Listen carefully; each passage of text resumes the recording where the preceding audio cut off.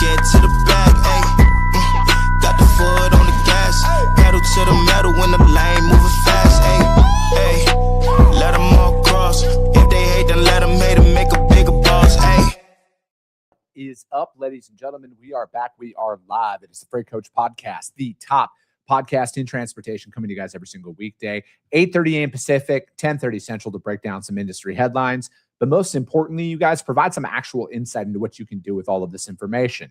This is your first time tuning in. Welcome. This is the real side of freight, ladies and gentlemen. And I do say that before every single show. And what I mean by that is I only speak with transportation professionals, because at the end of the day, you guys want to talk to the right individuals who have done what you're looking to do or who are currently doing what you're trying to achieve, so you can take that information, apply it, utilize it, and see a meaningful difference in your business and your life. Happy Wednesday, everybody. Just a quick announcement.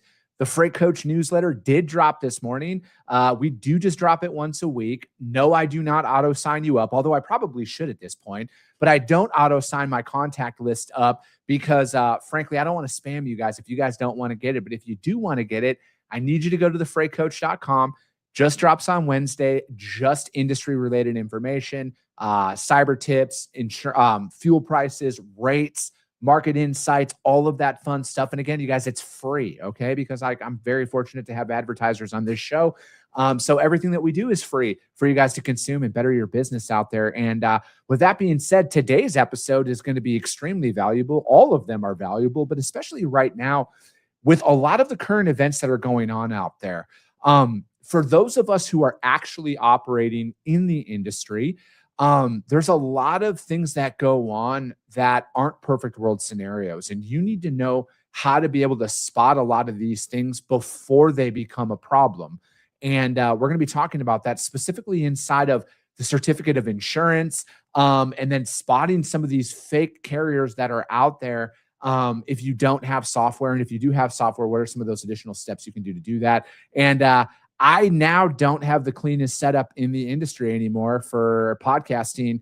This guy does. He's my good friend. He's been on the show a bunch. Resident insurance expert here. My man Cam Valley. I don't want to say anything more than that because there's going to be a potential, rebrand coming up here. But dude, the setup is slick. I'm very, very pumped to see this here. Awesome, man. Thanks for having me on. Good morning. No, dude, it's I love having you come on the show because you care, you love what you do, you've been doing what you do for a very long time.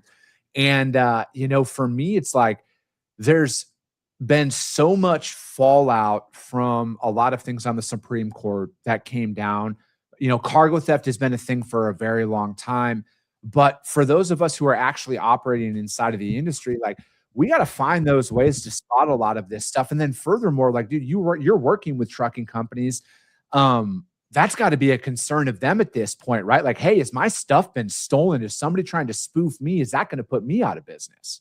Well, here's what's wild about that. So we just recently dealt with one of our clients, and they didn't realize their identity was stolen, right? So they must have got the social. I think they got everything, and I'm not quite sure how that happened. And my guess is maybe a bookkeeper or something that they commonly use somehow.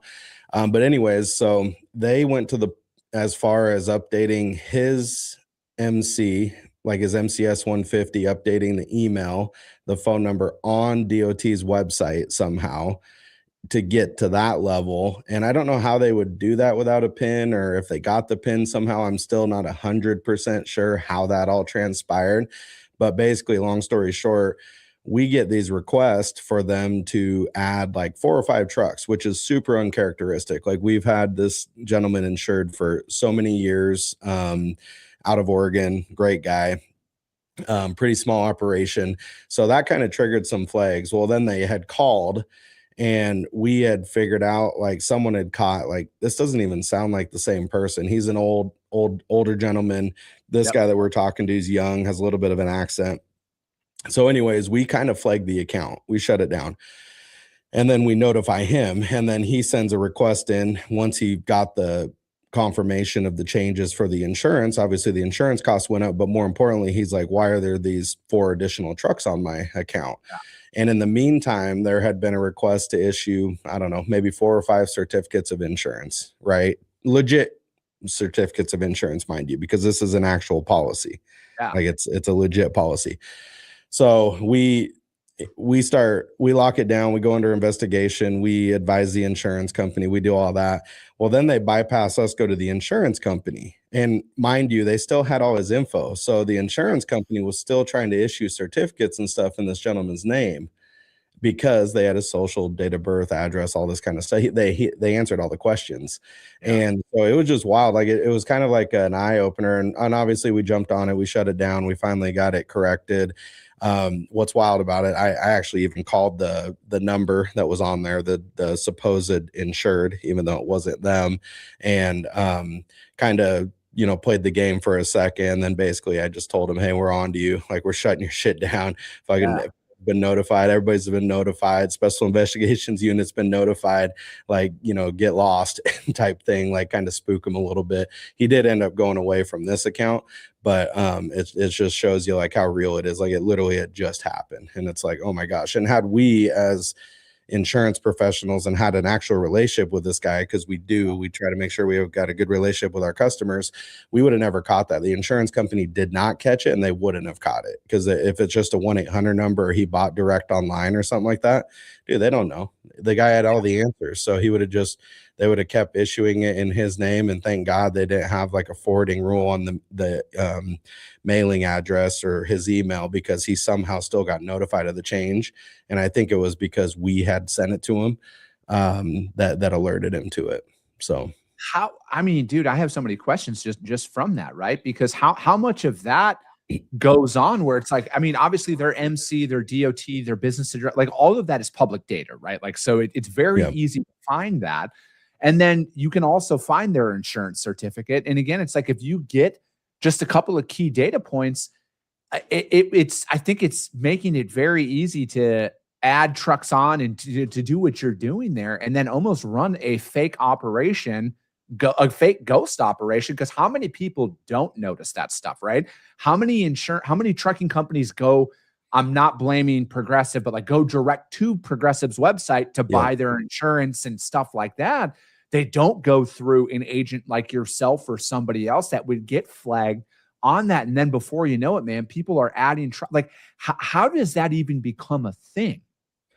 You know, I don't think this is anything new. I mean, we've dealt with this off and on, not very frequently, but like I've had situations where all of a sudden there's a same type of deal. Someone calls our agency or sends in a request, needs to update like the common red flags that we look for. So when we do our DOT monitoring, so we get like a daily download of all the changes for our customers, was there an email change, address change, truck change, phone number change, representative change, you know, anything that's like a major flag that, even if it was just like, because we've seen it where the email literally just changed one character.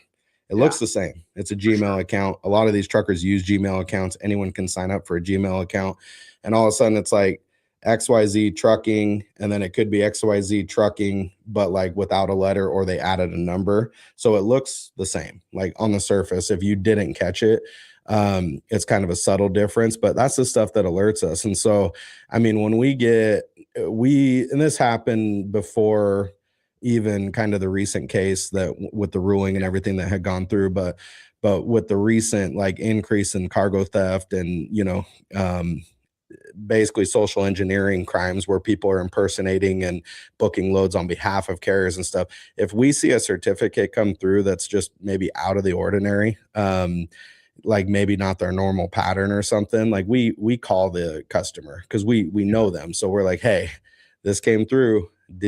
Is this you booking this, or what is this? And a lot of times it's like, yes, but we've had quite a few where they're like, no, that wasn't us. We didn't book that. And so we stop it right there, lock the account, go in, confirm all the information with them. We'll pull up their FMCSA profile as well, confirm all that data with them, just to try to help them try to figure out if there's a leak or where that potential leak could have came from, to try to help them get ahead of it. So, I mean, those are the red flags to me, is any updates to the like their MCS 150 for, you know, name, number, email, address, you know, any of those critical pieces of info. That's like a red flag for us to look at. So you had mentioned that there was like 4 or 5 brokers that have requested a certificate on that one provided carrier there. So this to me is where vetting software could potentially fail, and why you can't just rely on what is said out there. And again, I'm not picking on any software at all, but like these are those gaps that people, that human touch needs to come into play here, because how could a broker spot that, right? Like if I'm coming across that certificate comes across my desk, or they send over their W-9 authority insurance, whatever that looks like, from the setup perspective, and then I send that off to Progressive or State Farm or whomever to buy to get the insurance certificate from. What could I do at my desk level to spot that and be like, this isn't right? I think it's more, I think it's bigger than that. I think it's like a team approach, right? Like we're part of the team, or we're part of trying to protect the trucking industry, and we're trying to like progress. So like us as an agency, like, I don't know if all agents do what we did, right? I don't even know if they take it to that level. I don't know if they would have even caught that. And I'm not saying we catch everything or we're perfect or like, but I think it's like part of the overall big picture. So do you have, or had you had a relationship with that trucking company before, right? And this where relationships, which you've preached, I've listened to you for a long time, you've preached this forever, is like having a relationship, right? Have a good relationship with a broker as a trucking company, and then can you vet them, or can you verify that via whatever software? It doesn't really matter what the software is. But I think utilizing those softwares, I think pulling up, even just if you or somebody wanted to go on their own and go into FMCSA and kind of look at their profile and recent updates and look and see, okay, has there been anything ever weird on this, or insurance recently canceled and switched, or obviously I think in that scenario where the guy's identity was stolen, it would be very tough for a broker to probably pinpoint that. Unless you legit knew the customer and somebody was talking to this person that had talked to him and could have caught that, you would have got an actual certificate of insurance. You would have got everything you needed to actually allow that load to dispatch. So that's the unfortunate part, like in that specific example that I had. And I don't know how you would prevent that. I mean, I'm glad that we caught it, right? I'm glad that it didn't get too far and nothing happened, thankfully, on that scenario. Exactly it, right? Like I think, Cam, that this is almost like the next iteration of what people are going to start seeing out there, because I think it's been very well documented what companies are doing that are impersonating carriers out there, right? And like, again, my ultimate thing, A, protect the industry, but B, protect the trucking companies who are going to inevitably fall victim to this, whether it's them hauling the load and not getting paid, or their identity being stolen, trucks added on to their insurance policy unbeknownst to them. And then it sounds like this guy tried to get your boy to pay the bill as well on that, and because everything was going to go to him. So it's like, this is just another thing that people need to start, looking after out there, because again, like ultimately, no matter what, when you strip away everything from this show, I just want to protect the legitimate business owners and the legitimate companies that are out here doing the right thing. Because it's, as you know, Cam, as a business owner, it's hard enough to make it as a business owner, let alone all of these other threats that are coming at you any way, shape, or form in today's environment, that somebody's looking to take advantage of you. And it's like another thing too, where it's like, I saw something here recently. There was a couple of things that I think Genlogs had posted something about that this morning or this week, where a trucking company sold their authority via Facebook. And we've talked about this a lot. There's a lot of people who are buying authorities off of Facebook and other websites and stuff like that. But again, like then they got caught stealing millions of dollars worth of freight, right? So it's like, I think that the insurance certificate to me is like the last thing, like the last line of defense, where it's like, again, I'm not a lawyer. Don't take this as legal advice by any stretch of the imagination. But if I have documented where it's like, no, I checked the FMCSA's database, I utilized this vetting software, I talked to this person, I called the insurance company, here is everything documented, they said everything was legit, and this still happened. I feel like you at least have a defensible case at that standpoint, that you did beyond a reasonable doubt. I mean, to me, my insurance company I would hope they would have my back in that instance, where it's like, no, they did literally everything that we could ask them to do to protect themselves in this. And then that still happens, right? So it's like the digital footprint of the carrier, paying close attention to those little details about the email domains and everything else. Like,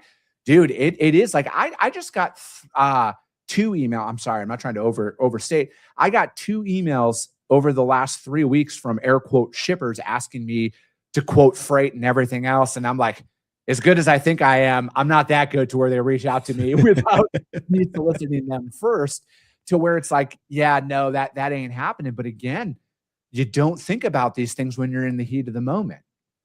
No. And I think, going back to the certificate, like you said, right, a proper vetting process, verification, I wouldn't rely heavily on the tools. I think the problem with using the vetting tools is people think that's the end all be all. And like, if it's approved in there, they might not take additional steps to verify active insurance or verify the correct amount of insurance at the time of the load.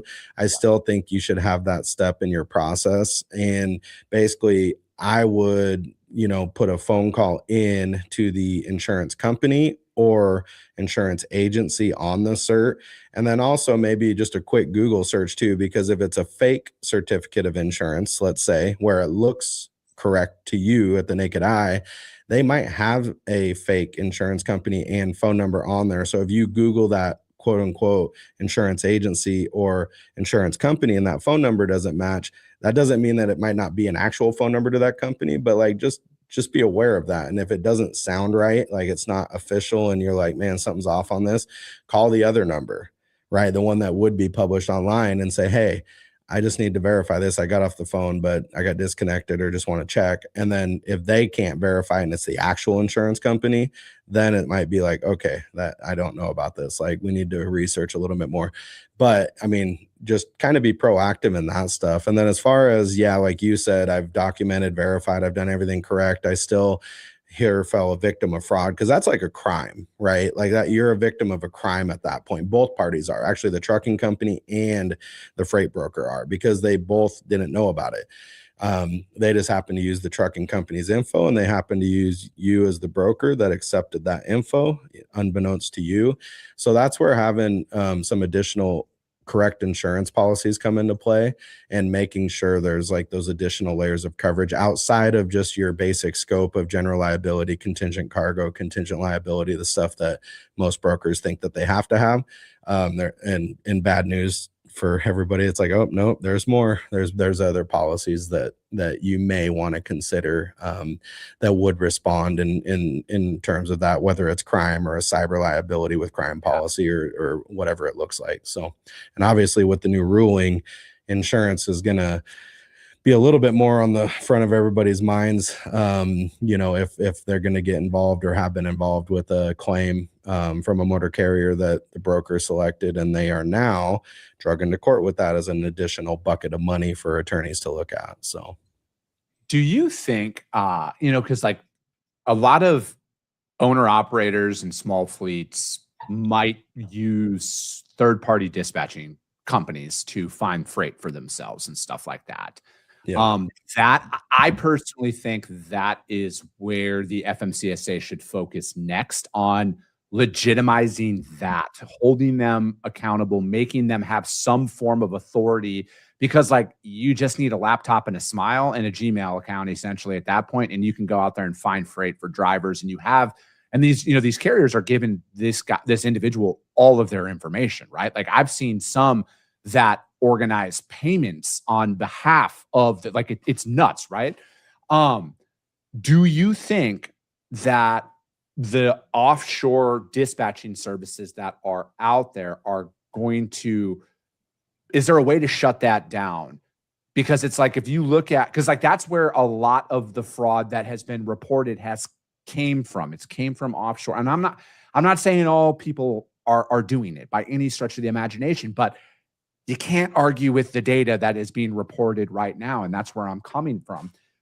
Does this make you, as an insurance agent, apprehensive to potentially insure somebody who uses that, knowing that dispatch service could potentially be utilizing your legitimate client's information to double broker freight, triple broker freight, as a broker, I get phone calls all the time from carriers, and these people are still dumb enough to say, oh, try this MC if that one didn't work. Try this MC if that one.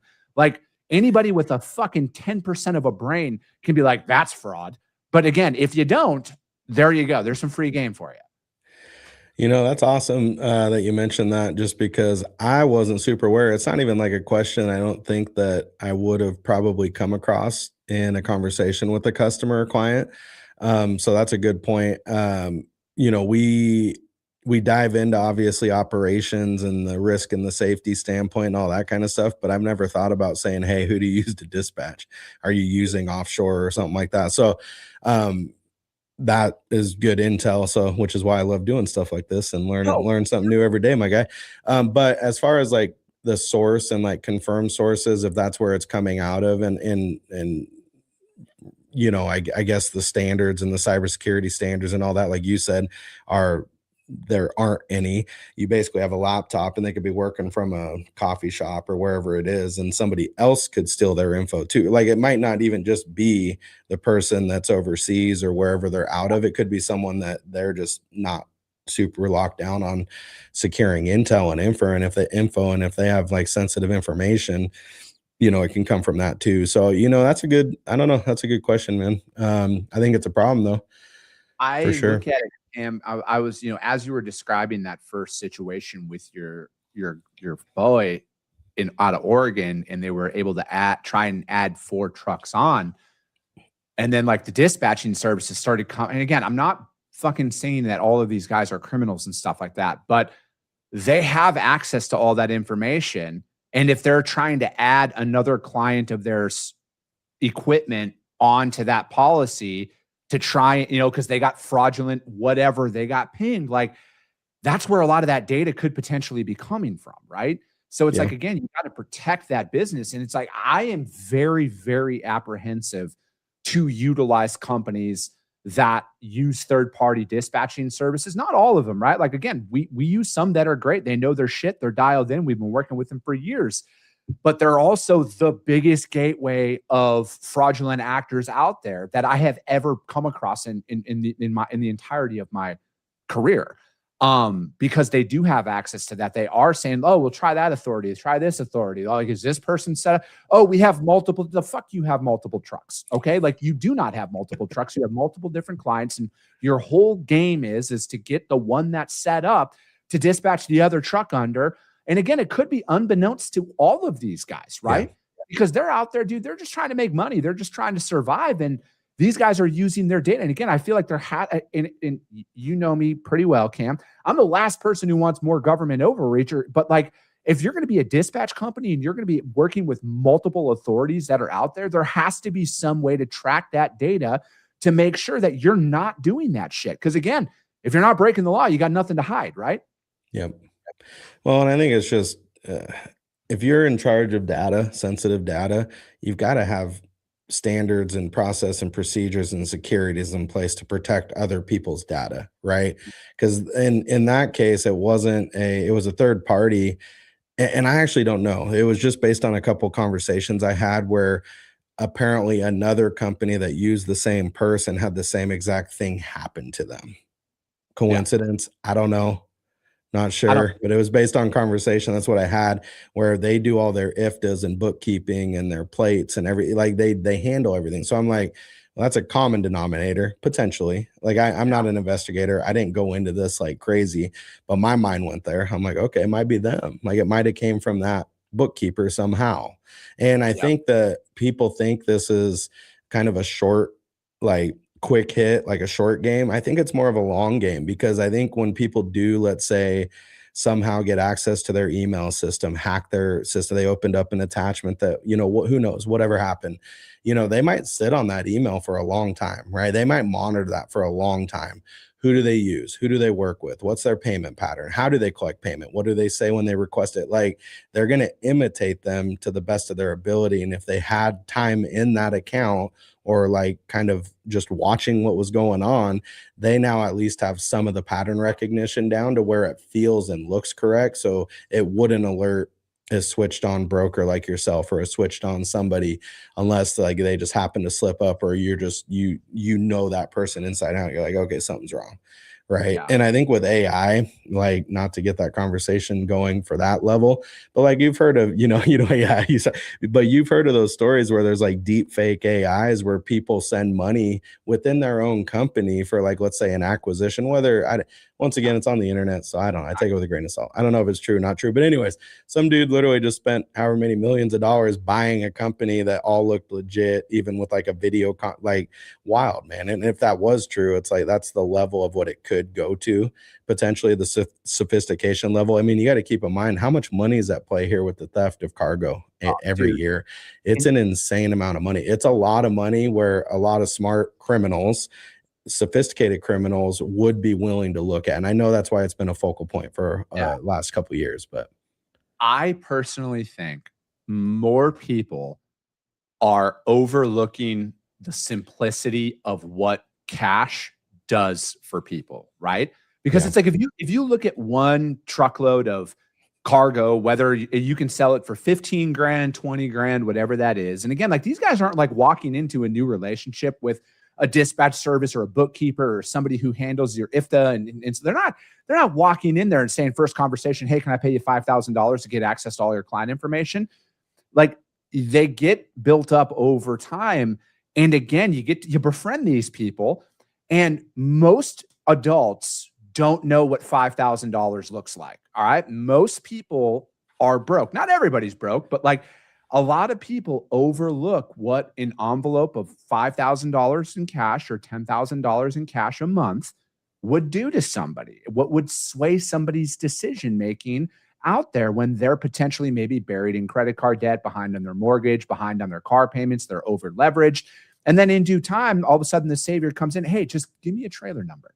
All right, just here's $10,000. And if you give me one trailer number a month, I'm going to pay you $10,000 a month in cash. Or, hey, if the person or dispatch service, hey, give me all your client data, $5,000 a month cash. It'll be dropped off.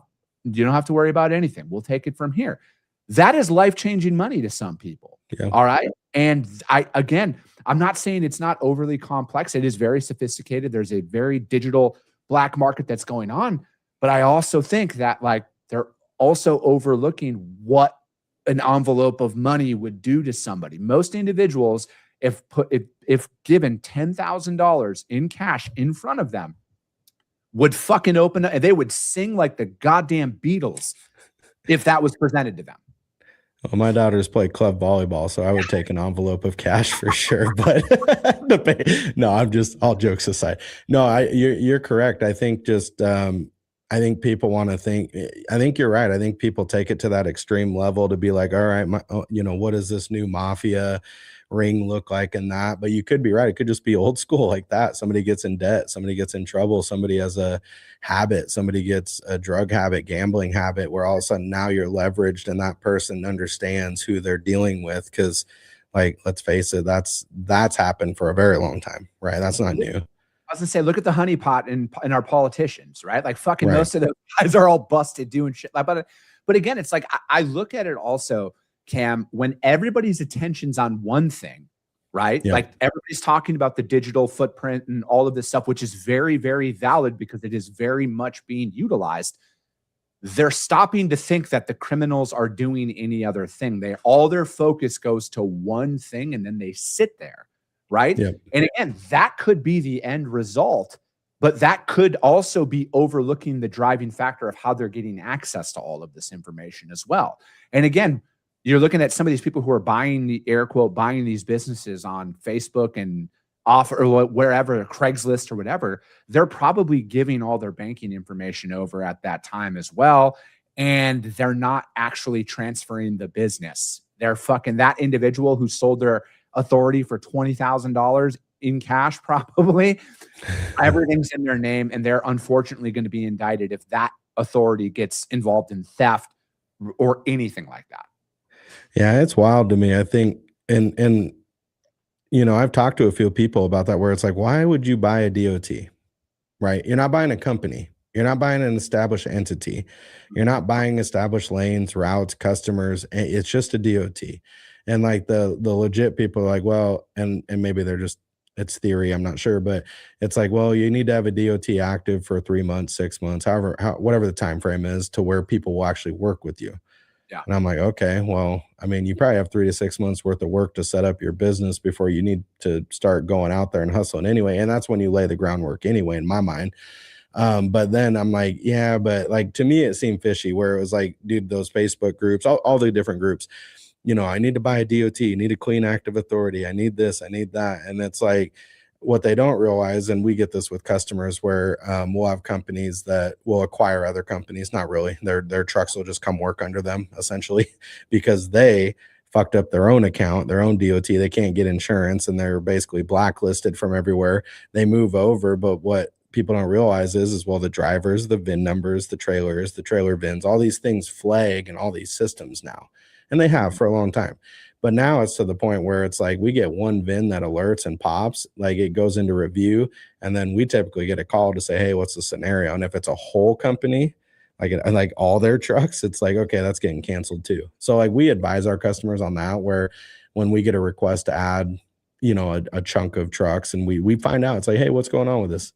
Like, let's talk about it. What do you got going in your business? What are we doing?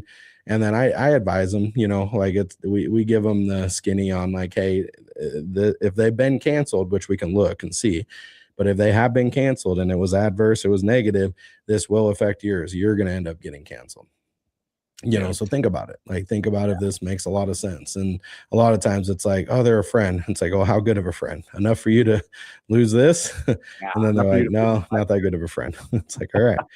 But sometimes they add it, and sometimes it works out, and sometimes it's actually legit. I don't want to say all things are bad, but like, I just work, you know, I'm a realist too, right? We've dealt with this for a long time. So I just kind of understand the game a little bit, doing this for almost 20 years. Coming up this year will be 20 years. So we've seen a lot of stuff. And so that's the beauty of, you know, for my staff and the customers. And we got a lot of like people with a lot of history in insurance and trucking and that kind of stuff.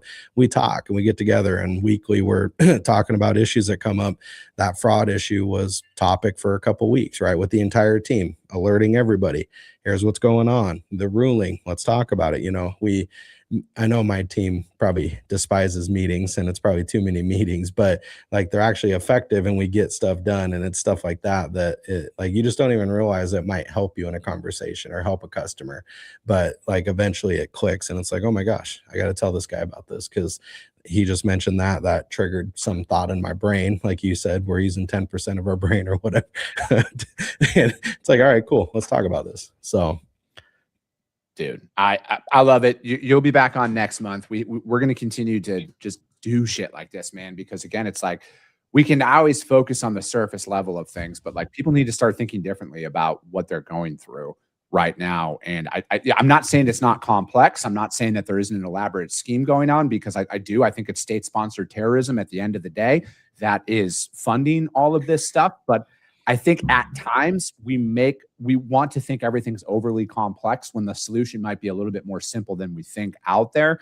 And these little tips and tricks is what's going to keep people in business. It's going to keep these owner-operators and small fleets and trucking companies from having their identity spoofed out there, and people trying to do what you had described earlier in the episode. But Cam, I appreciate your time, man. He'll be back next month, you guys. If you guys can't find Cam or Value Trucking Insurance out there, hit me up. I will gladly put you in contact with them. But that's going to be it for today, ladies and gentlemen. As always, if you got value in what you heard and you're not subscribed to the show, you guys. And if you're feeling ambitious, rank it on iTunes and Spotify, because if you see value, your network's going to see it as well. I appreciate you guys. I love you guys. And we'll be talking to you soon. Came back with a bang, window down, yelling out money